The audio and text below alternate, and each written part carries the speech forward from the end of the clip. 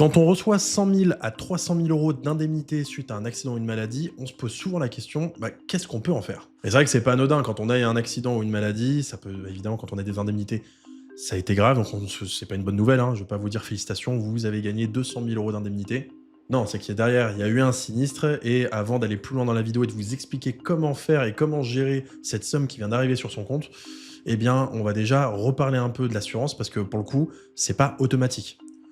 Oui, il faut bien comprendre une chose, quand on a un accident, c'est pas automatique, on a tout de suite des indemnités qui tombent. Pour ça, il faut avoir déjà des bons contrats d'assurance, et notamment un contrat qui revient très souvent, c'est la garantie accident de la vie. C'est un contrat qui, comme son nom l'indique, va venir couvrir des conséquences liées à un accident, et justement, si la conséquence est assez lourde, vous pouvez avoir de grosses indemnités. Alors attention, tous les contrats ne se valent pas, il y a des mauvais contrats, il y en a des intermédiaires, il y en a des très très bons. Donc, avant d'aller plus loin dans cette vidéo, déjà, regardez si vous en avez une, regardez du côté de votre banque ou de votre assurance habitation, parce que souvent, ils vous l'ont vendu sans même vous l'expliquer. Et si vous en avez une, eh ben, il faut la comparer avec d'autres garanties pour voir si ça suffit. C'est quelque chose qu'on propose. Si ça vous intéresse, le lien est en description. Et si vous en avez pas, par contre, je peux que vous inviter à en prendre une parce que c'est primordial. Donc maintenant que l'indemnité a été versée et qu'elle est sur votre compte, justement en cas d'accident, c'est vraiment une question auquel on va répondre parce que vous avez été très nombreux à me poser cette question. Notamment, j'ai souvent ce genre de message où vous me dites, bah voilà, j'ai eu un accident, j'ai une très grosse somme sur mon compte courant, qu'est-ce que je fais? Bon, déjà, la priorité, c'est de se dire déjà par rapport à ce que vous avez perçu, c'est une indemnité, il faut déjà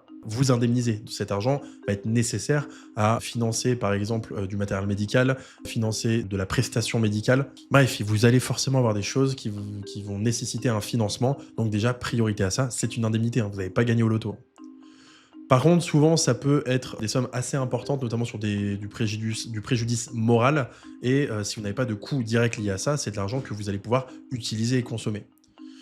Donc là, la première question à se poser, c'est déjà vos objectifs et votre base de revenus. Si vous avez des revenus plutôt modestes, classe moyenne supérieure, et que vous avez une somme type 200 000 € sur vos comptes, je vous invite pas à tout de suite consommer ça pour profiter. Faites de l'investissement, et on pense toujours à la même chose. D'abord, ces objectifs, est-ce qu'on veut capitaliser? C'est ce que je vais vous recommander de faire le plus. Et ensuite, quelle est votre horizon de placement? Et plus votre horizon de placement est long terme, plus vous pourrez vous permettre d'investir. Et donc tout au long de cette semaine, on va sortir des vidéos qui vont vous expliquer comment placer une somme d'argent relativement importante. Il va y avoir plein de cas pratiques. Est-ce que c'est le bon moment d'investir? Quel type d'allocation sur lequel il faut se poser? Donc je vous invite à vous abonner et puis on se voit pour toute cette semaine avec cette nouvelle pédagogie. Je vous dis à bientôt.